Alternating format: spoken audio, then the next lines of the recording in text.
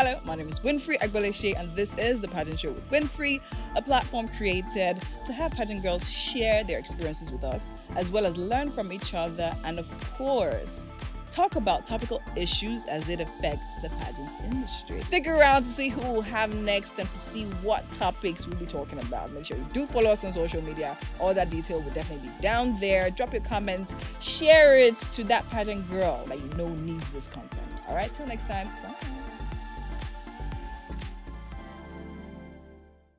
So, I am an avid advocate for mental preparation when it comes to preparing for a pageant competition. Now, this does not mean we should not pay any attention to how we look and what we wear. Despite the fact that Instagram or social media generally tries to paint a different picture because our pageant girls always look stunning every time they come out, putting together a pageant wardrobe can be quite a hassle. Hello, my name is Winfrey Agboleshe, and this is the Pageant Show with Winfrey, a platform created for pageant girls to share their experiences and express themselves, and also talk about issues as they affect the pageant industry. Today, we're going to be talking about preparing for your pageants, but wardrobe-wise. And I have a guest here with me, a very special one, who is not only going to tell us or teach us how to pick out pretty pieces, but also tell us about pieces that matches the purpose for which you pick them out for the pageant competition. Okay, so I'll be reading her bio now. It's quite long. We tried to mush it up, but we didn't go so far. So yeah, here we go. Now, our guest today is an English graduate from the University of Lagos, and she hails from Kebbi State. She is a Nigerian model, a beauty queen, a philanthropist, and a fashion designer par excellence, whose passion for fashion led her to launch her brand in 2009. And ever since, she has experienced growth in leaps and bounds, as her designs, which are known for elegance, sophistication, and detailing, have adorned several celebrities, politicians, socialites, and pageant queens, locally and internationally. Now, her designs have also been on several fashion events around the world, which we'll be talking about later on, and she's graced many magazine covers. She was named one of the top 20 most influential personalities in the pageant industry, and for good cause, as she has held the titles Miss Valentine, Miss Environment, Pageant Couture of the Year, and Fashion Designer of the Year, having sponsored, judged, partnered with, and styled several pageants and pageant queens locally and internationally, leaving a trail of awards. Our guest today is none other than the founder and creative director of the luxury and ready-to-wear fashion brand Rikaoto by Me, the very pretty and ever so soft-spoken Maryam Elisha. Welcome to the Pageant Show with me. Thank you. See, first of all, I mean, having you here is such a pleasure because I know how busy you actually can be, and taking out time to be here with us today, we really do appreciate you. How are you feeling? Pleasure. I'm honored to be here. Aw, I love amazing. anything pageant, so Yes, this totally is cool do. for me. You definitely do. We are definitely going to be talking about all that pageant stuff and your involvement in the pageant industry, which is actually huge so far. But before then, we like to do a little bit of, foundational talk, right? Okay. Like to know our guests and know, fine, what was growing up to you like? So actually, I grew up in a military family, right? And I think we have something similar because your dad was a police officer. Yes. Oh, okay. Oh, really? Nice. And you happen to be a last born as well. Same as me, a last born of 7 children. Yes. Amazing. So now tell me, what was that? Because I know how mine was. I was the last born of 5. I know what that was like. So what was your growing up like? Okay, yeah. So I was born in Kano, and my dad is always very busy with work and all of that. But I know on special occasions like Christmas period, my dad takes out time to take us. There's this place where they sell fancy clothes and designer clothes then in Kano called Leventis. Yay, so he takes us there to buy our clothes, and he would have your name customized, maybe somewhere inside like the label and stuff. So that was really special for me. And I think that kind of gave me an idea of why I love fashion. Oh, really? That makes it. I mean, your dad paid attention to details. Exactly. Growing up was fun. It was just fun for me. So were you daddy's girl? I was the daddy's girl. More of daddy's girl than mommy's girl. Mommy's girl. Yes. Okay. And then being the last born, were you spoiled by your siblings? Not really, because they were always jealous of me. I don't know why siblings do that. Because my dad pays a lot of attention to me. Yeah. Yes. Oh, that's actually really nice. Okay, so now, growing up from that household, I was actually born in Kaduna Oh, really? as well. Yes. And my grandma used to live in Kano. So we actually visited there quite some time. And that's why Leventis actually rings a bell. Interesting. See this life. Small world. Okay, so growing up in that with that and all of that, going to school now, how did you find it to University of Lagos? How did you find it? Oh, well, I at some point I moved to Lagos with my elder sister when she got married and she needed company. I had to tell my dad, please, I want to join her. She was really nice and she's my favorite sister. So I moved to Lagos with her and I had to complete my secondary school in Lagos. Okay. And eventually I got admission into Unilag and I went to Unilag. Unilag for me was fun. And, then during my time, Unilag is a school where you want to go to because there are a lot of fashionable girls there. Yes. Very, very true. So there are a lot of fashionable girls there and you want to be that girl. So, Yeah, you have to come correct now, I know. I have friends. I went to Uniben, but I have friends that went to Unilag. We always know that down is a special case. You know, they don't joke with their fashion and things like that. It makes a whole lot of sense. So now I think from there started modeling for you. Yeah, I started modeling from secondary school. Oh, okay. Yeah, from secondary school. Then then of course to university level. Then towards graduation, I decided to stop modeling and join pageantry. Then pageantry to fashion designing. Amazing. Which is where I am right now. Yes, which is where you are right now. Okay, so now. Let's talk about your pageant experience. So your very first pageant encounter was which? Was it Miss Valentine? No, I did Face of Abuja in 2006. Okay. In 2006. Okay, how was that? It was fun. I was one of the runner-ups. Oh, nice. Yeah, I was also Miss Congeniality at that time. Yeah. Okay, so after that, what happened next? So after that, I did Miss Valentine. I did Miss Valentine. No, I did some pageant called Prettiest Girl in Nigeria. Okay. Yes, those were the popular pageants then. Yes. Prettiest Girl in Nigeria, same 2006. Then I did Miss Valentine in 2007. I won. Then those are the pageants. Before I eventually went for Miss Nigeria. Okay. Yes, twice. Yes. I mean, we'll get to that Nigerian conversation. Don't worry. But then I want to talk about your initial entrance into the pageant industry. What influenced that decision? Were you always looking forward to that, or was this something that just happened based on I think I'm not doing anything now, let me try this out? Oh, not really. I was a model for a while, for about 5-6 years, and I modeled for a lot of prominent brand in Nigeria. So at some point, my agent was like, "I think you should do pageantry. Pageantry is good." And I was like, "Are you sure? These girls are usually so tall. How can I be as tall as Agbani?" There I go, you know. Yeah. Then that was the measuring criteria. Okay. And all of that. So, but he was like, no, it's not all about height. It's about who you are, what you bring to the table, what can you offer? Can you speak? Do you have something do you have the capacity to be a role model to other girls? Yeah. It's not just, it's beyond beauty, it's beyond your height, it's beyond all of that. Yeah. So I was like, okay, yes. Then I decided to give it a try. Oh, wow. Amazing. So now, having that experience, right? Okay, now before I ask that question, let's go to the Miss Nigeria situation. So now you went for Miss Nigeria in 2010. Yes. Right? And then somebody literally said that they think you are actually okay. So now let me ask so you launched your brand after 2 years after Miss Valentine. Yes. Okay. Yes. Okay. So that means by the time you're going for Miss Nigeria, the brand was already running. Yeah, the brand was already running. Okay. And then I think they did a reality show. Yes. Yeah, and all of that. And during that reality show, someone actually said, I'm sorry, the CEO then, Nike Moshonawa, literally said that you should go home. Was that how exactly did it happen? Okay, so it was a reality TV show to pick the Miss Nigeria. Yeah. So I was part of it, and there were eviction at some point. Yes. So, but what we're told eviction were going to be based on your inability to carry out the tasks correctly given to you.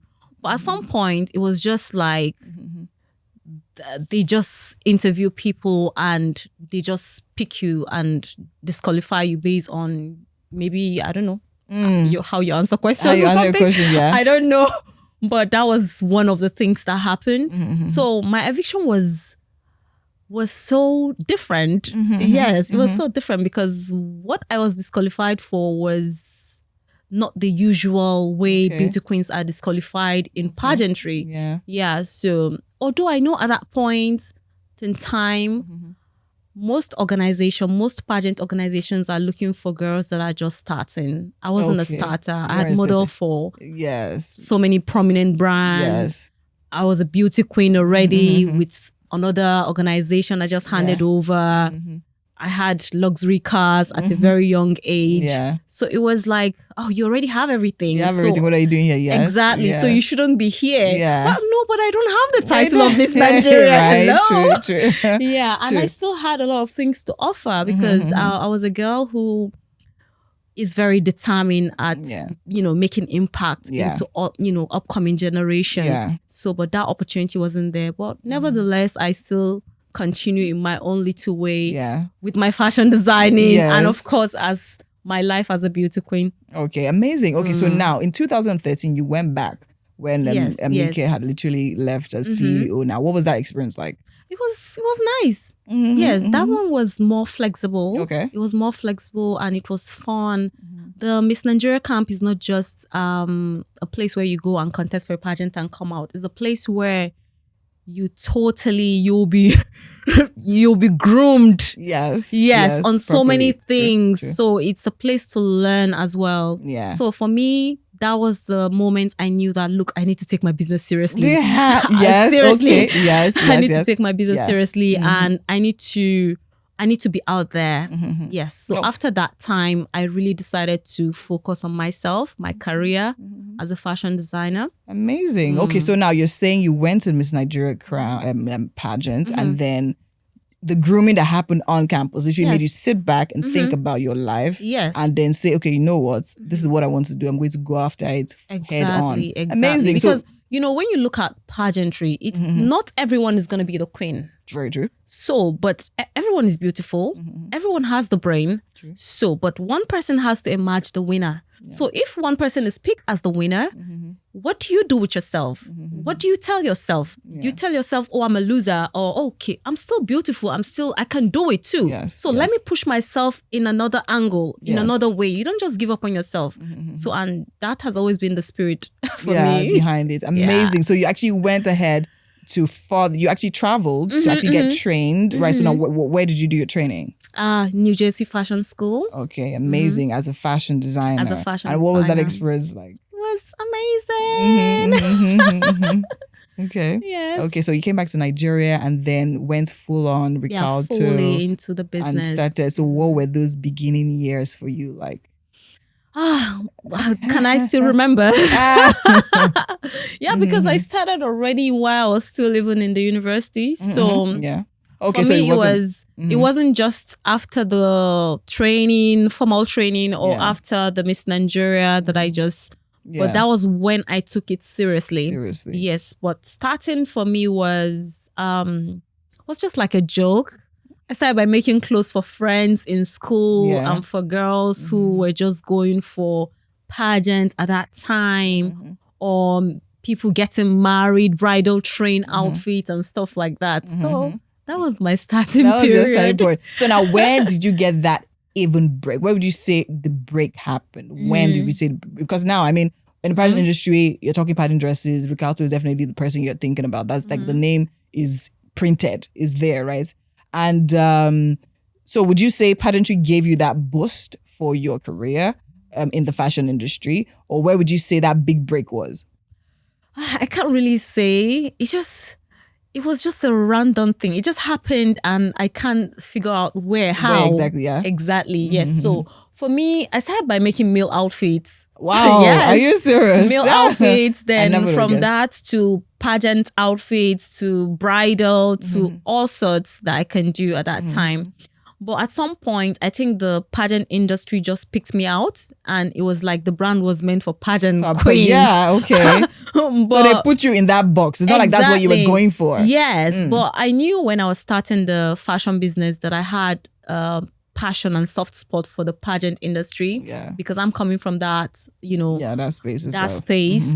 And I knew at that point when I was contesting for pageantry, it was so difficult to get evening dresses. True. Yes. True. So you have to buy made in China pageant dresses or those ones from the US, and they may not be your perfect fit. You have to start amending, and you're wearing a ball gown that doesn't really match your body type. True. And you're looking local. It might not be so tall for you, and your high heel is showing.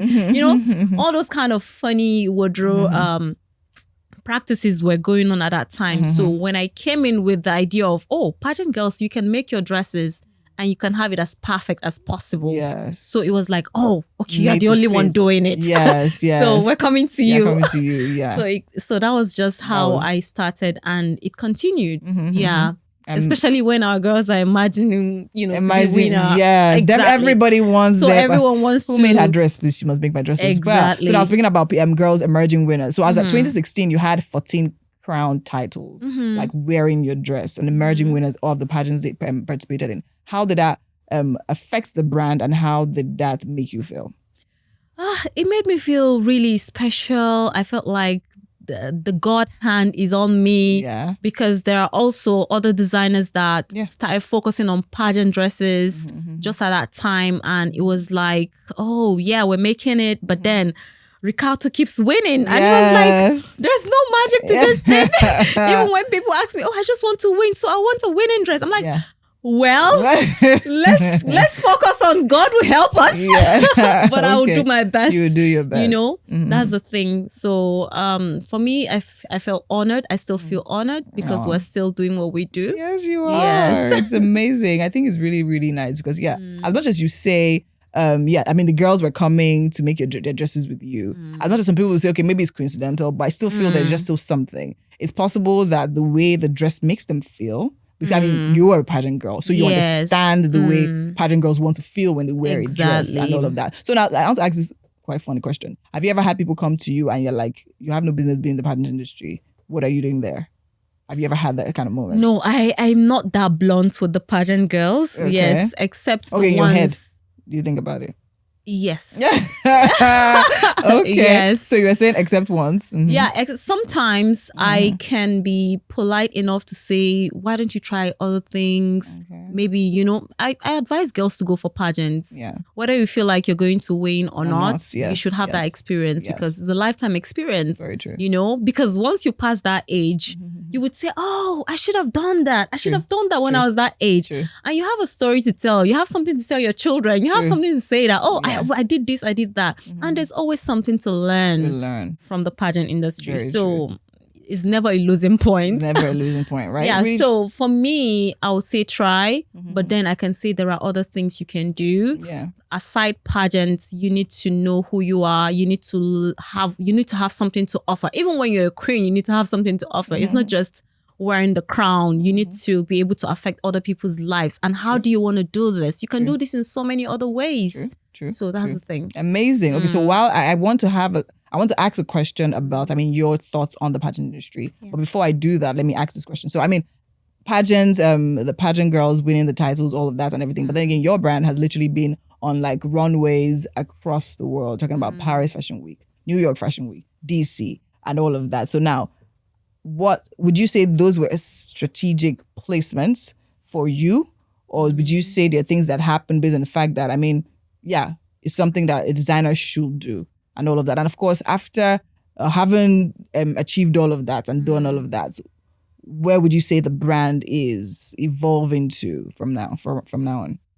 Okay, yeah. I think participating in top fashion shows is just something a designer should do and experience as well, because there's a market out there and they're waiting, actually practically waiting to see what you have to offer, waiting to see what you can do, waiting to see how they can work with you. So this is always good to try all of those things. And it was just part of my dream to be able to do them, So and I did a few of them. So for now, I feel like, the brand is where it is right now. Yeah. But I'm looking forward to having it go Yeah, more global of course. than it is right now. Yeah.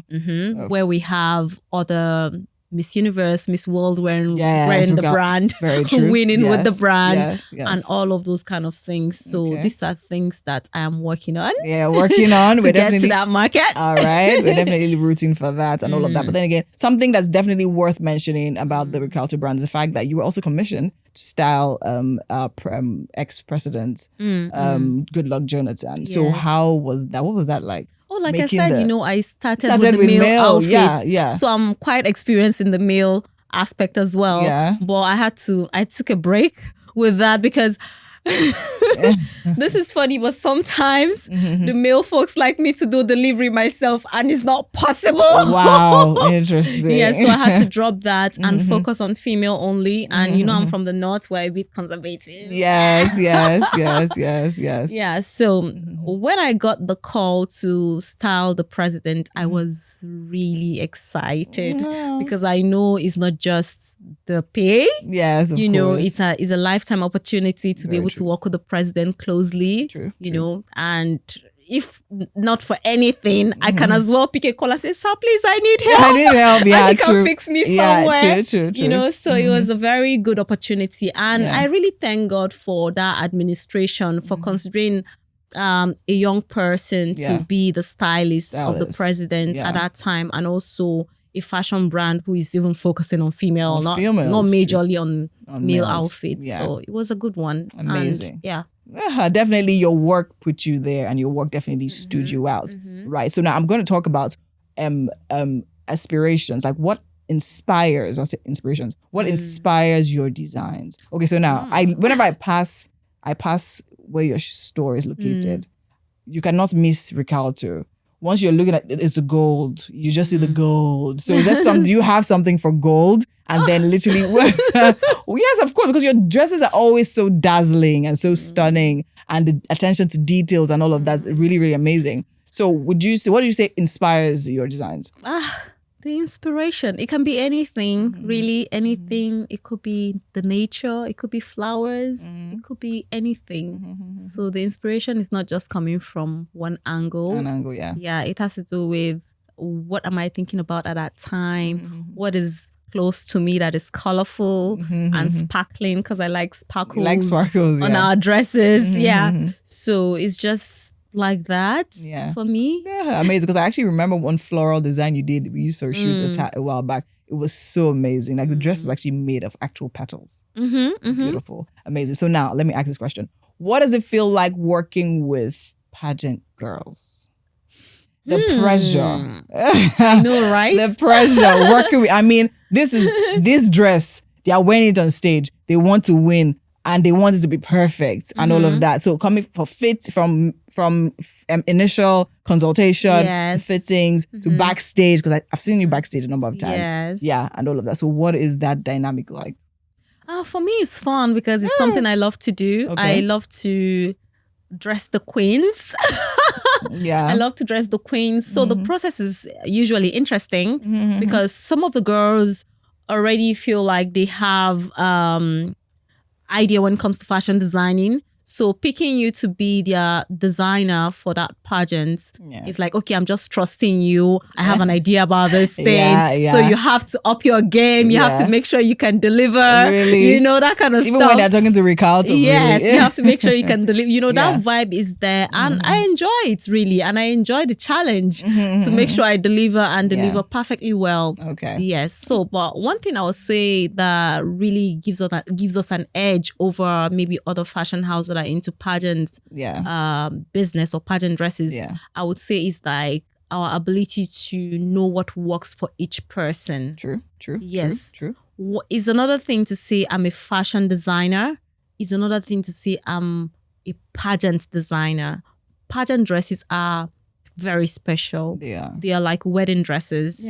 So you have to pay a lot of attention to them when it comes to the fits, the color combination, the style, what pageant the style you're making for the person, does it match the theme of the pageant? Yes. You can't be making a dress that a Miss Universe would wear for someone who is going for Miss World. Miss World, true. So they're two different things. So you have to make sure you know these things and you're falling into the right space. Okay, amazing. Okay, we'll talk more about picking up a perfect pageant dress soon. But let me ask this question now. From an angle of, I mean, you've been a judge at several pageants. You've literally sponsored several pageants. You're so invested into the pageant industry, so much so that you're actually one of, and I'm sure now you're probably like one of the top 5 most influential people in the pageant industry. So now, what do you think, honestly, about the Nigerian pageant system?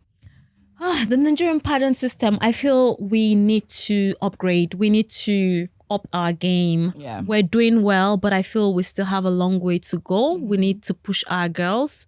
People have to be able to look at our girls and say, oh, I want to sponsor you because I believe you're good. Yeah, and you can really go further than you are right now and all of that. So we need sponsorship for the pageant industry. Yes, we do. Yeah, if only the government can come in the way they used to. True. Because during my time, they were actually involved. Unlike now, yes.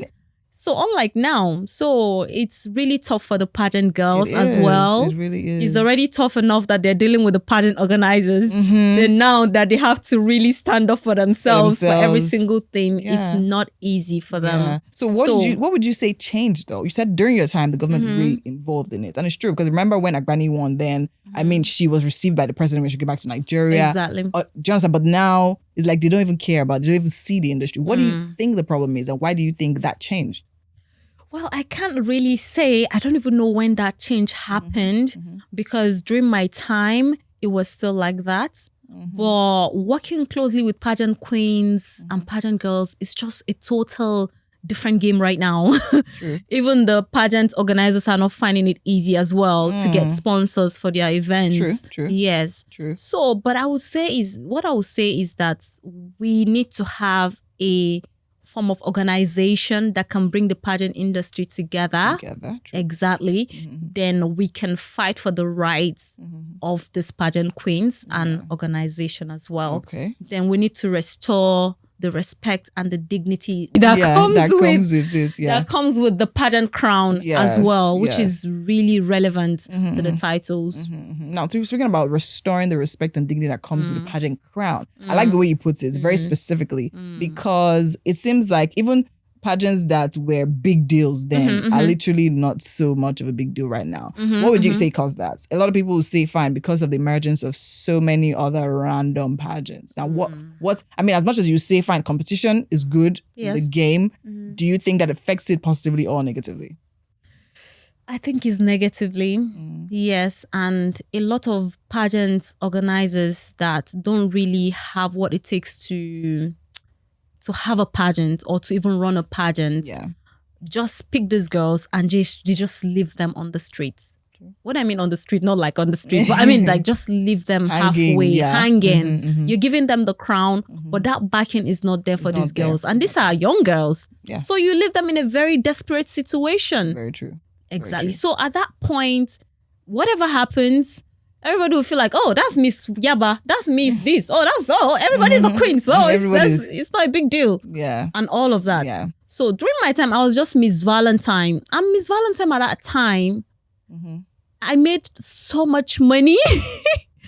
So much money. I'm sure if I'm to compare myself with I don't want to say with maybe the current queen at that time that had a popular pageant name, right?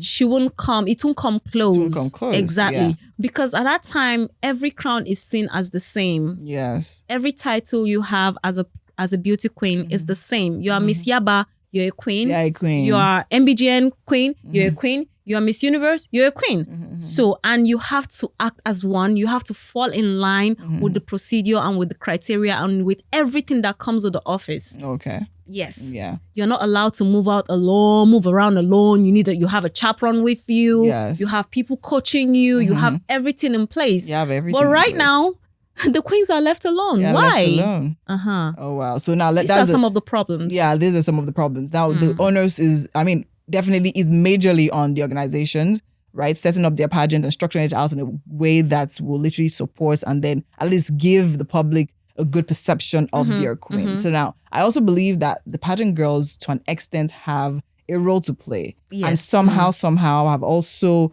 I don't know, missed it. So do you share that same opinion? And if you do, like in what way do you think girls have also missed it? In what way do you think pattern girls can also carry themselves better to actually maybe like retain the dignity of whatever crown they wear? I would say everything starts with the organization. Everything starts with the organization. If you crown a girl and she's a queen, you have to sit her down and talk to her, right? True. You're not regular. This is who you are now. And this is how we need you to behave and act. True. And you have to implement measures that would even make her fall in place with that as well. We don't want to go to the club and see our queen there. That's easy access. So we don't want that. Okay. Yes. So you need to be able to tell her, this is how you should do. And these are the things you need as well. Yeah. So don't just leave the person and that's it. But even at that, I would say also some of the girls might be desperate. Okay. Yes, desperate, societal, peer pressure.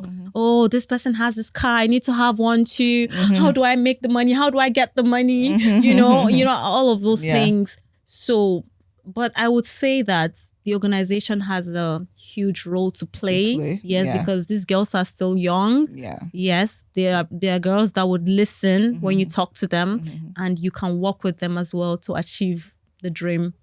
Amazing. Okay, so now that is it on this first half. We're definitely delving into deeper waters. We were talking about pageants, wardrobe, getting ready for your pageantry, wardrobe-wise. We'll be right back. Thank you so much for sticking here with us. It's still the Pageant Show with Winfrey, and I'm still here with the delightful Maryam Elisha. And we're talking about, or we're about to step into a conversation, talking about preparing for your pageantry, right? But then again, wardrobe-wise, right? Picking out the right wardrobe, which is very, very important because a lot of people talk about, I'm an advocate for mental preparation. Do you understand? You have to be mentally ready to answer your questions, talent, all of that. But then again, looking good is very important because before people hear you speak, they see you. And of course, when they see you, it definitely sets an impression and you don't have a second chance to make a good first impression. So now let's talk about preparing our pageant wardrobe for a pageant competition. So a lot of people, go on the notion that, okay, you're going for a pageant. So yeah, your clothes should be pretty and they should be nice and all of that, which is not wrong. But then again, we need to know how to match properly, right? Because pageants have different facets. You have the dinner wear, you have the national costume or the cultural wear. We have interview session, we have talent, we have so much more. So I broke everything down and I want to take it one after the other. So you just give us from your wealth of knowledge and experience in fashion designing and pageantry. So now let's start with camp wears now. So what would we say, what would you tell a girl stepping into the pageant space, going for a competition? She's trying to put her box together and all of that. Thinking about camp wears from arrival to her camping period, 3 weeks, 2 weeks, whatever. What would you say her box should contain? Well, for a girl going to a pageant, first of all, you need to know the number of days you're spending in camp so that you can have each look for each day, if possible, which is the ideal way to go. Yeah. And I believe that there's always a camp requirement for the kind of outfits to bring. Yes. Exactly. So it's important that you get yours, but you can go a little extra, pick things that will suit your body type, shoes that you're comfortable on. True. If you're picking sneakers, don't pick a comfortable one, not something that is so tight you can barely walk out with, or workout wears that would show your body and you're desperate trying to catch attention and all of that. That's a no for pageants. So you have to pick decent wears that really portray you nicely. Okay. Yes. All right. Amazing. So now let's talk about talent wears. Now I feel for talent wears, a lot of people don't focus on it, especially in Nigeria. Yeah. It's talent. They're like, okay, fine, I'm singing. You come out with trousers jeans and t-shirts. Jeans and t-shirts. Do you understand? They don't. So I don't understand if they don't understand that. Visual representation also goes a long way. It will also even help you deliver your pageant, your talent in a certain kind of way. So what would you advise in that regard? I think we have to take it seriously in Nigeria. I'm tired of seeing, girls during the camping period for talent display and you're singing, you're not wearing a dress that represents the song you're The singing, song you're you know. singing, you get, When yes. you see Celine Dion singing on stage, is she wearing a jeans and a t-shirt and you're singing her song? I singing her That's a no.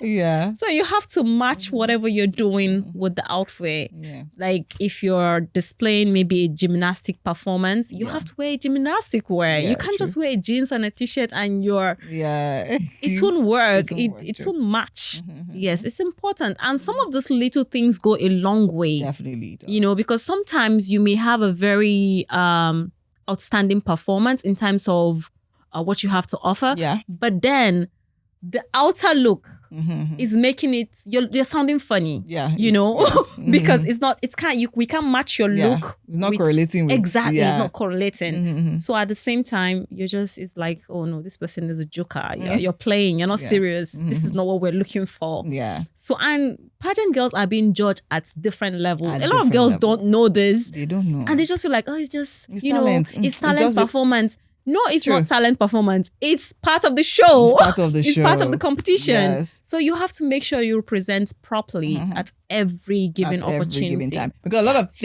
of girls think because it's talent performance, and most times it's during camp. So it's all of us now. It's we the contestants. It's not a serious thing out there. But no, they're actually scoring every single thing. So I was actually meant to start with this. I don't know how it skipped out. So now, what would you say is the perfect thing to wear? Or how would you say is best to look when you're going for an audition, which is your first impression and with the pageant organization? First of all, decent, neat, clean, not too much of body exposure, but at least good enough for them to see your body figure, and see your beauty. It's a beauty pageant, so they need to know you're beautiful. Yeah. So I think that would do. Decent, okay, clean and all of that. So now on camp, we also know that girls also sometimes go for sponsors visits, go and visit this dignitary or go and visit this place and everything. So what would you say those outfits look like? For me, I would say semi-corporate. Okay. Yeah, some can be corporate. So depending on what organization the visit is going to be to and all of that. But, decent needs, corporate, semi-corporate is fine as well. Okay, amazing. Okay, so now let's talk about the advocacy. So sometimes they have presentations on camp, talk about your pet projects, what you're passionate about and all that kind of stuff. So what are we looking at there? For that segment, it's really important. It's a very important part of the pageant show. So you have to make sure you know what you're doing. You must have a very striking pet project that you want to talk about, and your speech has to be really clear. They have to understand you. You have to make a point. They have to see the need to support what you're doing. True, that is the preparation for that aspect. Yes, you have to make sense. Yeah, and then fashion-wise? It depends on what you're really preaching about. But I think it's still semi-corporate is fine. It could be corporate as well. And, neatly dressed, no body exposure in that part at all. Yeah. Yes, because we're not facing swimsuit at that time. Yeah, we're not facing swimsuit. So we're not facing swimsuit at that time. So you have to look corporate and you have to look serious and responsible. Okay. You have to look convincing. You have to look like someone who people would want to listen to. True. Exactly. Okay, amazing. Okay, so now next, I think it's actually also similar. Interview, head-to-head challenge and all of that, where you actually get to interact with the judges. What are we looking at there? For that one, I would say it depends on what pageant you're going for. Okay. Yeah. Some pageants would make it really light in terms of, it might just be like a round table and you have to be casual at that time. But some pageant will be like you have set of cameras, you have set of judges, and you're standing or sitting alone at that time. Then in that kind of setting, you need some kind of corporate outfit. Okay. Yes. You have to also look presentable, you know. Yes. You need some kind of corporate outfit or semi-corporate, but no casual. No casual. Okay, so now let's talk about a situation where you're going to represent your country now. So a lot of people say, they'll definitely be asking you things about yourself, about your country, where you're coming from and all of that. So people feel the need to, I think girls are mostly trapped. Not trapped, I don't say trapped. They are either wearing like a suit or a corporate dress and all of that. But now we see a lot of girls, actually from Nigeria or from Africa, want to infuse their culture into that outfit to push to properly portray. So how would you say the best way to infuse your local fabric or whatever in there is? Yeah. Well, I think for interviews, since it's gonna be corporate, I don't think they need you to be too colorful. Okay. So if you're going for maybe Ankara, it should be something calm, something that looks corporate, something that looks decent, neat, simple, but you're making a statement, because at every point you have to be making a statement. At every point. Exactly. So you have to be simple, not too colorful. But you have to be in between, because you have to, at that time, you're expected to look very decent, calm, humble, presentable, corporate. So that's the kind of look. As opposed to distracting, because Exactly. we don't want to distract you don't want to wear saying. too many things or bling. Yeah, bling. That will distract anybody. No, True. that's not the time for that. True. Okay, so now we're getting deeper, we're getting closer to the crux, right? But before we get to the preliminary and pageant dresses, let's talk about national costume. Okay. So now, which one should we do first? Let's do preliminary before national costume. Okay, so now preparing for preliminary, there's usually a struggle. My preliminary dress, should it be nicer than my pageant dress? Because that's where the judges actually get to pick probably a number of girls for the, do you understand? So what is your take on that? Do you think that the preliminary dress should be nicer, or the main thing is the pageant dress, the onstage pageant dress? Both dresses have to be a killer. Like, you don't want to say, okay, because it's going to be the pre-judging stage, you are just going to look basic. No, because a lot of girls will look basic that day, thinking that, it's not the main day, I'll wear my best dress. Yes. No. That same day, you have to stand out. You have to stand out. You have to actually stand out. You have to stand out that day. So that's the point. You have to make sure both dresses are of equal standard. Yes. But is it possible though? It's possible. But, okay, fine. It's possible. But definitely, I think the kind of person I am, if I see two things, I know I'll prefer one to the other, except they're identical. Okay, now let me give you an example. Okay. You see, like, for instance, you have two dresses.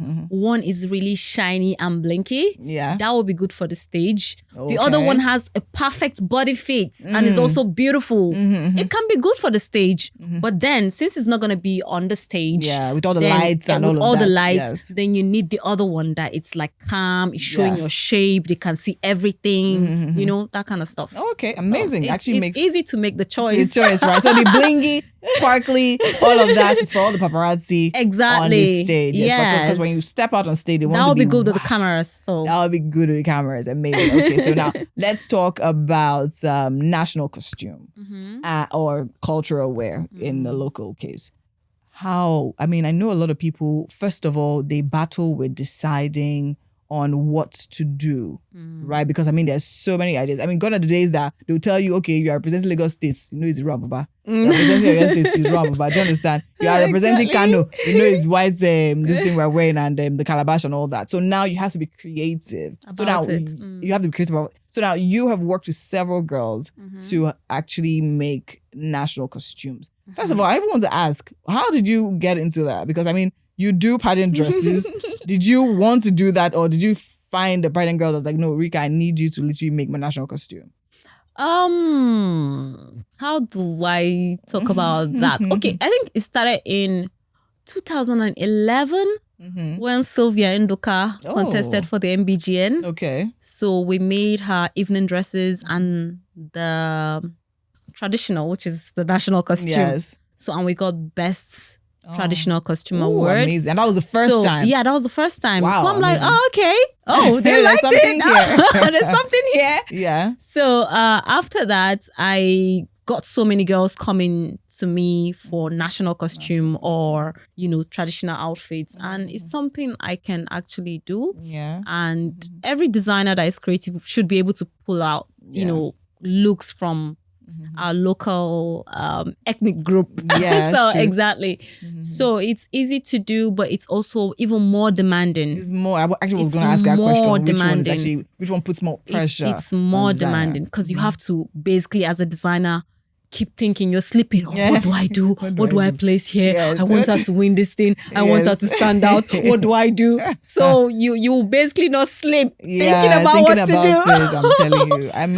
Yes. It's actually, yes, it only makes sense because we we've seen all sorts. I mean, like with you, I know I've seen one of your that has the construction. First of all, is another totally different thing because people are going to go wild. Exactly. So you're going to think of how is this person going to stand out in this national costume. So now, what would you say should inspire a national costume? Okay. Yeah. I think probably the tribe or the ethnic group you're trying to portray. Yeah. That's number one. Then number two, what goes well with your body type. Okay. Yes. Because I've seen some national costume. One of the major mistakes people do with national costume is that they just pack all sorts because it's national costume. No. True. No. You have to work with what goes with the body type of the person wearing that national costume. Okay. One of the things when I watch all this Miss Universe or Miss World is the national costume aspect, really, when you see how they play with their culture to bring out something beautiful that suits the body type of the person is something that I really admire. Okay. And that is one thing I think we, the Nigerian designers or the African designers, should work on. Yes, really. And pay more attention. Exactly. Okay. We should be able to work with our cultural, ethnic groups to bring out something fantastic that works with the body type of the person. Don't just pack everything thinking since it's national costume, so it's carnival. It's not a carnival. It's not a carnival here. True. We should see something beautiful coming out of it. Yes. So it's not about packing of too many feathers and packing of colors. Yes. No. And it should make sense because now whenever you go should make sense to really. Represent, they always ask for a synopsis of the outfit. They want you to explain it. They want to understand what went into it and why every piece actually goes into it. So of course, that makes a lot of sense. That actually makes a lot of sense. So now let's go to the final dress of the night. The dress everybody is waiting to see. Final dress of the night. The final dress of the night. Okay, so I'll ask this question like this. How do you pick a perfect pageant dress? What do you need to consider when deciding, okay, I'm going for this pageant, I want to win this pageant, I need my dress to be 100%. What should girls consider when doing that? Number one thing to consider, I would say, is your body type. What works for you? Okay. Yes, you have to go for what works for you, not what you consider as what you love the most. Yes, a lot of girls go for what they love the most and which might not be the best for them. Okay. Yes. Sometimes you might say, oh, I love this dress on Kim Kardashian. Yes. It's so beautiful. It's silver. And I want to go for it. And a lot of girls are going to be wearing silver. True. So you're going to wear silver? True. You still want to wear silver? Girls are going to be wearing silver. Do you have her kind of body type? It's not just wearing the style Kim Kardashian is wearing. Do you have the same kind of body type? To carry it. Exactly. Yeah. In some cases, it's a no. So you have to go for what works for you. Yeah. What works for you? What works for your skin color as well? Yeah. Yes. So it's really very it's really very difficult most of the time, but you have to, as a designer, you have to make sure you advise them rightly. Yes, exactly. They have to see your point. They have to believe in you. They have to believe that you're making the right decision for them. Exactly. True. And they have to be able to understand why you're saying that to them. Okay. Because sometimes it's a challenge. No, I just want a red dress. Oh, I just want it. Yeah, I was going to ask you, how do you deal with things like that when they actually insist and no, this is what I want? What do you do? Well, before now, I just do, okay, since this is what you want and you're comfortable with it, okay, we'll go ahead and do what you want. Okay, can we twist it this way? Can we do it that way? Can we do it that way? But for now, at this stage where we are with the pageant's reputation that we have, I am more particular, especially the girls going for international pageants. You have to meet a certain standard. If Very not, true. I am not making that I'm dress. Not interested. Nice. Yes, nice. Because I wouldn't want a situation whereby you say, who made that dress? Made it as Rika? And it's not what it should be. Yeah, it's true. They won't ask, okay, is this what? Just everybody just say, she made the dress. And so it's that's like, what she is. You made the dress. You don't know what you're doing. Why would you give her that dress? True. She chose it. So now, speaking about that, there are situations, have you been dragged for a dress before? No, because I think the pageant industry love me. They love yeah, you. they love me. So they are a bit polite with their with their dragging. So they're dragging. So they don't come for you. They don't come for me, you. so they like me. They like you. So, but apart from that, I feel like there are some dresses that we made that people have something to say about, or they are not totally convinced about. And that might not totally be my decision. That might be the decision of the person wearing the dress. So at the end of the day, it's like, I told you we should go for this. You said no. Yeah. And no problem. I like what I'm wearing. Oh, wow. Amazing. Okay, so now it's like that. It's like that. Okay, amazing. So still on the pageant dress and picking the perfect dress, right? I think with times you've seen different trends, right? Once upon a time, red dresses were trending, as you said. Yes. Then I remember one time, Pierre, Miss Universe, she wore this blue dress. And then everybody wanted to wear blue. And like irrespective of whatever. Then, of course, at a point, it was high slits and all of that. Then at a point, it was ball dresses. Then at a point, it was figure-hugging dresses. Then at the point, it was blings, gold, silver. Everybody is shining. Do you understand? So now, at the point, also, black dresses were a no-no. But now we're literally seeing them gradually creep into the pageant industry. So from your experience over the years, what do you think influences these trends? And where do you think the trend is now? And where do you think the trend is going to eventually? I think what influences the trend is when some of the leading pageant queens get to wear a dress. Yeah. Then the upcoming ones would want to wear something similar. So that is how we get the trend. Okay. That is how we get the trend. Then, what's the next question? The question is that where do you think the trend is now? What's trending now in pageant space? Right now? Yes. Well, I would say dresses that have mixed colors. Okay. Yes. Okay. So not just silver, plain silver. It has to be maybe silver mixed with gold with some yellowish stone or something like that. Not something usual, something unusual. It could be maybe yellow with some kind of reddish stones or whatever. Something that makes sense that also appears beautiful. Yeah. Yes. Okay. That's what's in vogue. Okay. Because people are tired of just the same basic color, using yellow or using just blue and all of that. So now the mixture is what's there. It's affecting it. Okay, amazing. Okay, so let's talk about other things that affect the appearance of the dress. Hair, makeup. Do you also advise your pageant girls when it comes to you to make it? Yes. Do you advise them on the outfit, what to avoid and all of that? So how does that go normally? Yeah, so after picking the dress, sometimes we even do a mini catwalk. Oh, nice. Catwalk training with the dress so that we can be sure you can walk in it. In the dress. True. So apart from walking in the dress, you have to be able to look good, like facially, your kind of makeup. What makeup are you going to have on? What kind of hairdo do you want to have? So it's almost like a full consultation. Exactly. It's a total look. It's a full look. So you have to make sure you ask those questions because sometimes a girl might be wearing a beautiful dress. Then maybe the hairdo is now too off. African. Yeah. And it's not working with the dress. So is a no. True. So you have to be able to ask and make sure they match. Yeah, they match. Okay. Amazing. Okay, so now let's talk about budgets. This is very important, right? Pageant dresses, the way we want them, they are expensive. Actually, we're looking at glitz and glitters and shiny and stones and all of that and everything. And of course, as you said it, these girls, most of them are young. Do you understand? They have family support. We're still struggling to get sponsors and all of that. So when they come to you and they tell you, Rika, I want this dress, and they go all and all, how do you ring them in, right? Considering the budgets they have. So sometimes we work with their budgets to bring out a beautiful dress. So a beautiful dress doesn't necessarily have to be super expensive.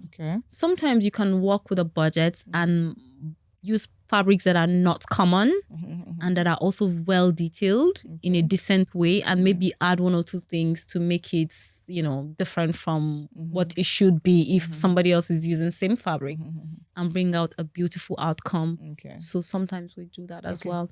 Then sometimes I encourage girls, instead of, okay, this dress is very expensive, you can't afford it, but you need this kind of dress for what you're going for. So why don't you just rent So I opened that door for rental as well, because some of these girls are really young and they don't have sponsors. And you don't want to push anybody to go out there and look for money to come and pay you. No, I don't want to do that. I have a daughter. So let's go with the rental. You use it, you pay a certain amount of money and you return after use. That actually makes a lot of sense. We'll definitely be talking about the durability of that and sustainability of that when it comes to renting dresses and all that. But then again, just off the top of your head, give us a range. Someone might be watching that wants to know, okay, fine, I'm praying for a pageant. At least, what's the least amount I should bring to Rikaoto to make my dress for me? Just give us a range. Please, I don't want to get anyone scared of coming to me. No. Like I said earlier, we can work with someone's budget. So it doesn't have to be over the board. Exactly. So we can work hand in hand. This is what I have. What can we do? Is it possible? Then we work with that. Okay. Yes. All right. Okay, let's do that. So now let's talk about sponsorships, which is very important. Now, a lot of people, same facts. Young girl, not enough money. You have this pageant you're going for. Probably you won a local pageant. You want to go international, right? And then they give you this list. You have a list of dresses and outfits you need to bring and everything. You're trying to reach out to sponsors, to fashion sponsors to give you their outfits and their pieces and all of that to do that. First of all, do you do things like that? Do you sponsor girls? Yes, I do. In my own little way. In your own way. Okay, so now how do you decide on what pageant girl you want to sponsor with your dresses? Okay, so for me, I have passion for the pageant industry. So it's not just, I believe us as a company, we make pageant dresses. So we should also be able to sponsor people that cannot totally afford to maybe buy or wear such dresses and they're going internationally. I believe they should have some form of support. If I'm preaching for the government to support them, then I should be able to start in my own little way to support them as well. So I do what I can do and So true now, but then again, I'm sure it's not everyone that approaches you actually do support, right? There are certain qualities that probably stand out to this person that you feel, okay, you know what? I feel this person is a reasonable person. I feel this person will maybe do well. So what are those things that actually will further help you to decide, okay, I want to support? Some that I support might not be necessarily believing that, this person is going to go far, is going to win the crown. So I'm giving her my dress to wear. No, that's not that's not the agenda. The agenda is, this girl is trying for herself.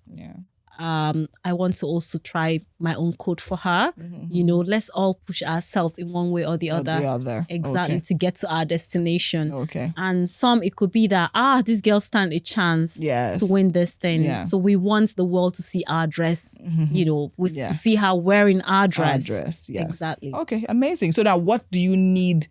What do sponsors need from your experience? What would you say sponsors need back from these girls? Because I know some people talk about posts, talk about tags and all of that. So what would you say the sponsors will require? So now Rika has agreed to give me a dress. Okay, now what can I give Rika? Even if most times you can't necessarily give anything substantial back, but at least to show that, okay, I'm grateful. What would you like the girl to literally like this try to give back? I think the brands would like to see a good representation of their brand. Okay. In the person coming for that for them and all of that. So I think personally, I feel like a good representation of the brand is just what any brand should look out for from the girls, because they really cannot do so much.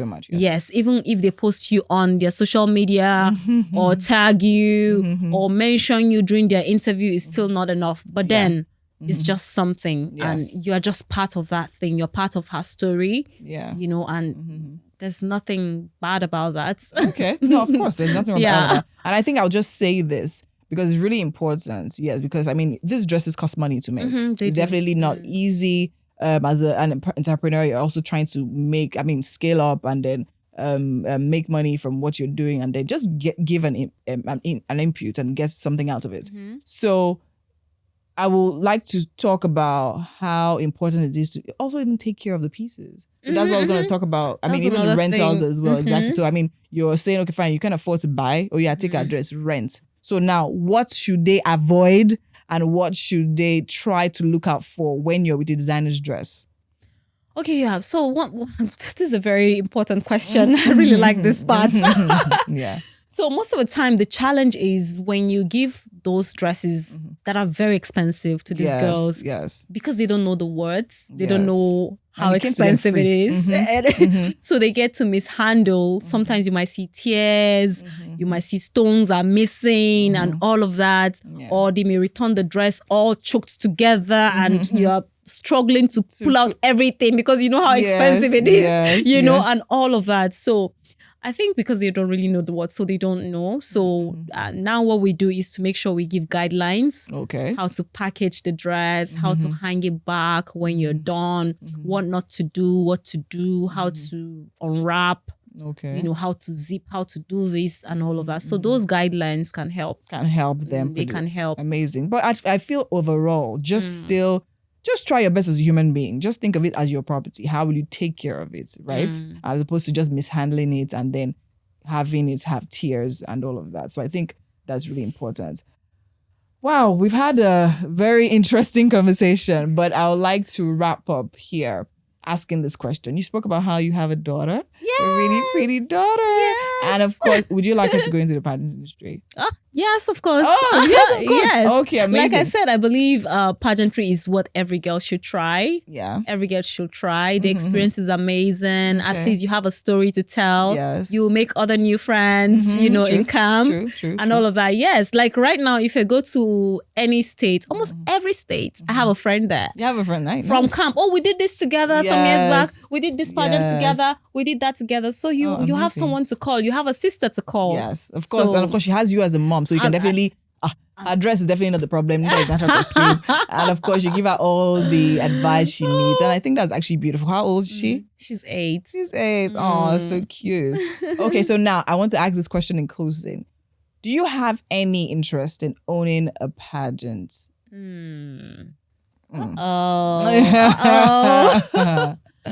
Okay, to be honest, I really don't. For now, no. Why? Oh, why? Why do you want me to say why? I just feel, I mean, you have a lot of experience in the industry. I believe pageant, I have worked with so many pageant organizers. I am also one of the matron for Miss Tourism Nigeria. Oh, amazing. So, and I know the challenges they go through. It's not easy for these pageant organizers as well. So from a distance, you might just think that, oh, they have everything. So, you know, you as the queen, you just sit down and balance. No, they're having it tough as well. Yes, they're having it tough as well to run the show. Yeah. So it's really not challenging. So me being a fashion designer and having a pageant as well is going to be a lot. Oh no, it's going to be so much on me. Yeah. But I love pageants and I would always do my bits when it comes to pageantry. Yes. And that's good enough if you ask me. I mean, I love the fact that you know your lane and you're not trying to do so many things. You know your lane and you're actually sticking to it. Thank you so much for honoring our invitation. We love you and we celebrate you. Thank you. Thank you. All right, guys, you literally heard it right here from Rikaoto herself on how to get your perfect pattern dress as well as other amazing things she actually spoke about. And that's it on this episode. Thank you so much for watching. So much more to come on this same platform. So make sure you keep it locked right here. Like, comment, share, do everything you need to do, right? Send it to that pattern girl or her dad or mom and all of that. And I'll see you next time. Bye-bye.